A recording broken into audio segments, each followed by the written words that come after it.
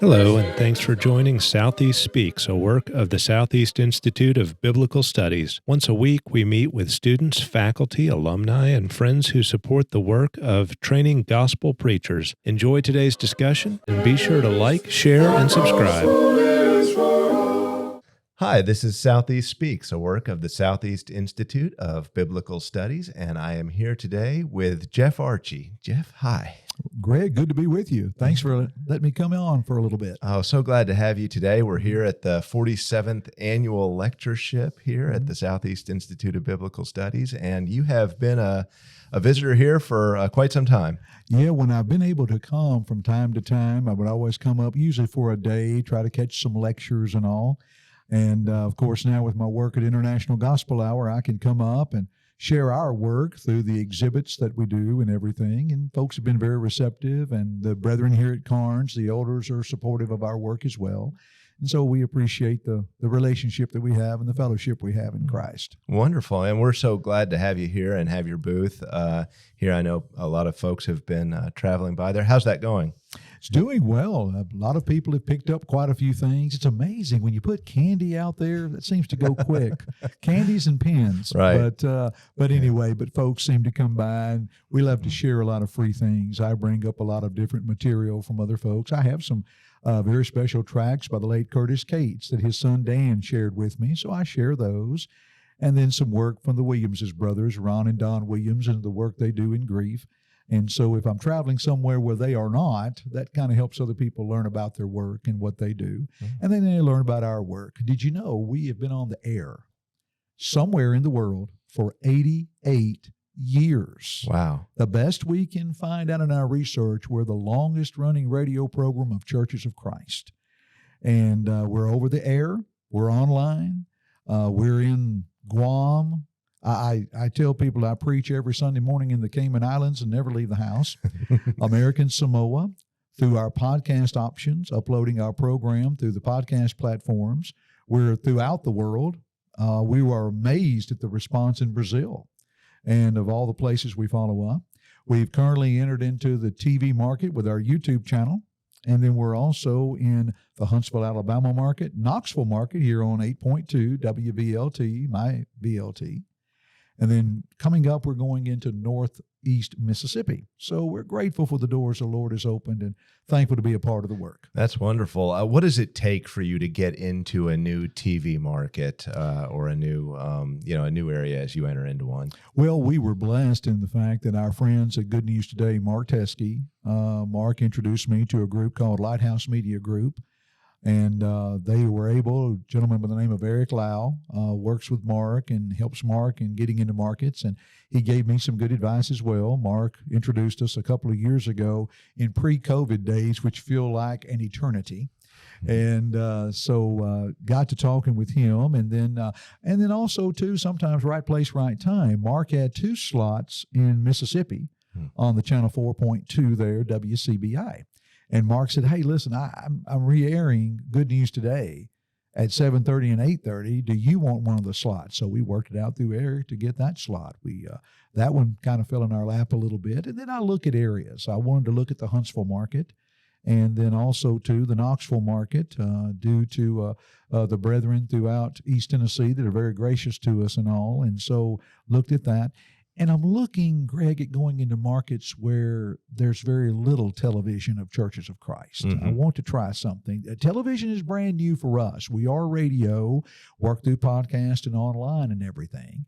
But we want to see how this works. So, love Mark Teskey. He was up here, he spoke in our chapel to our students and told them about starting a TV show or starting a podcast or starting something when they go out into the work, and had some wonderful wisdom for them. It's a must. You need the radio and television. And let's face it, Greg, COVID opened some doors they might not have otherwise. Yeah. I know of brethren, good men, that if you ask them to record something at GBN or something, this side of the camera is very difficult. But COVID got them involved in something as simple as Facebook Live or YouTube channels or congregations investing in cameras and things to put the word out there. Right. And so that's a must for the preaching student. Be comfortable with the microphone. Be comfortable with radio. learn how to negotiate with your radio stations, how you can be on the radio there locally. Small town radio is still powerful. All of radio is. I saw a survey recently that the majority of people still tune in to AM, FM radio.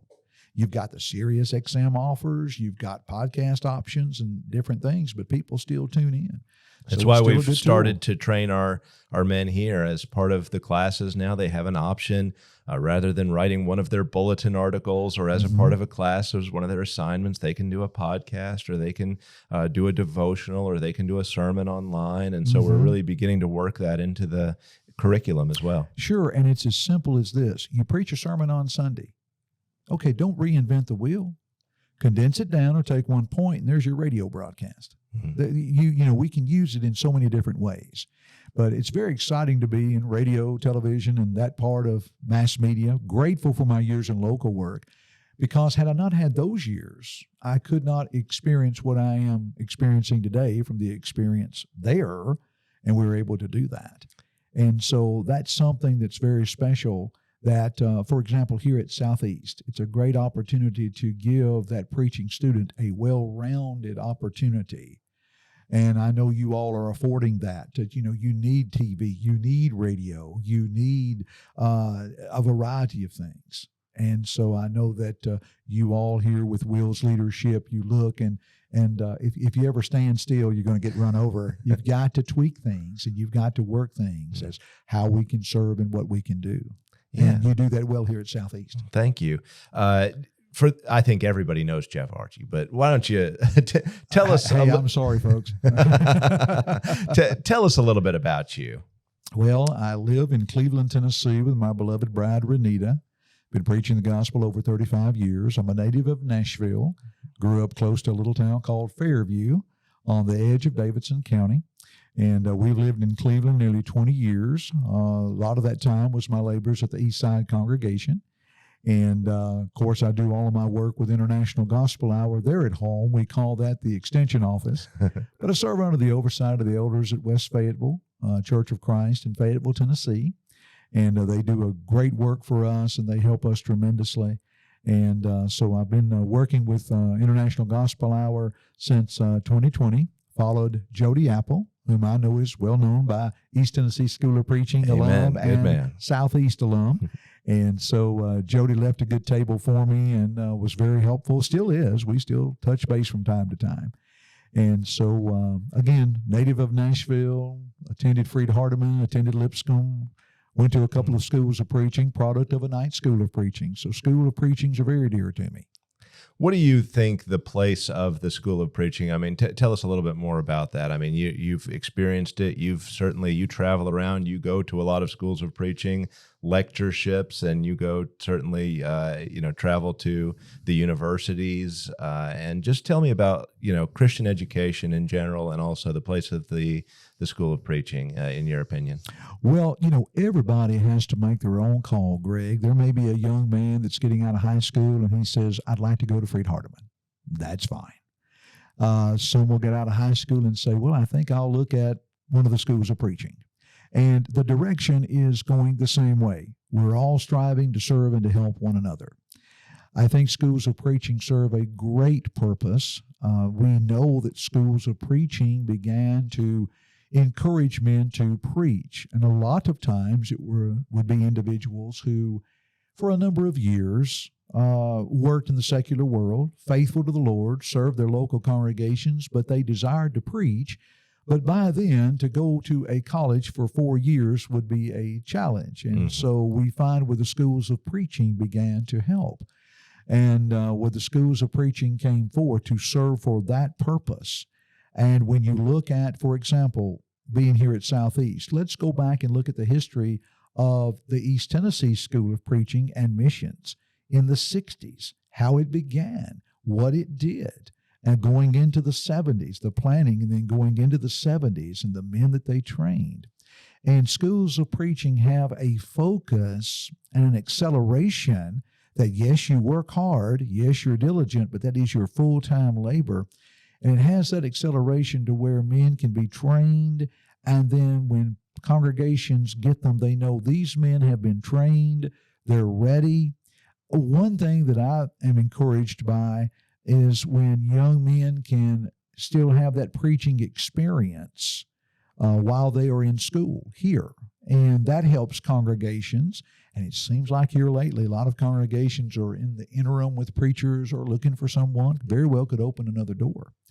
I was privileged to meet a current student, Andrew Young, yesterday from Australia. One of our Aussies, yes. Yes. And what I love about Andrew and his family is they are going back home. When they are done here, they're going back home. They know the culture. They know what to do. And now they're going back from 2 years of training here. And I like to also think ongoing training. You know, when an alum comes back to the lectureship, they get to hear lectures. Because when you're a student here, you're spiritual working. Food. Yeah, you're spiritual food. When you're a student here, you're working. You've got a lot going on. And you come back, you have the spiritual food. You have the fellowship of classmates that you have that you had through the years. And it really gives a wonderful atmosphere.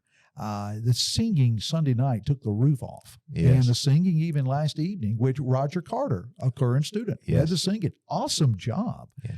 And I've tapped Bob Lupo to do the song leading for some of the lessons that I've been doing. And he also does just a wonderful job. And so we've been blessed with some good song leader preachers this year. Yeah, and the students here are active. They're part of the congregation here at Carnes. And Carnes embraces them as well and their families. And it's a very special relationship that continues on through the years.